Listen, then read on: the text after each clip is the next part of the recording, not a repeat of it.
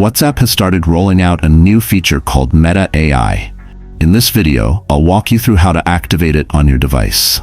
Let's get started. First, open the Play Store. Tap the search bar and type WhatsApp. If you see an update available, go ahead and update the app to the latest version.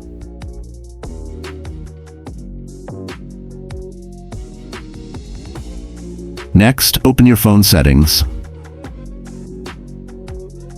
Scroll down and find the Apps section. Tap on App Management, then use the search bar and type WhatsApp again.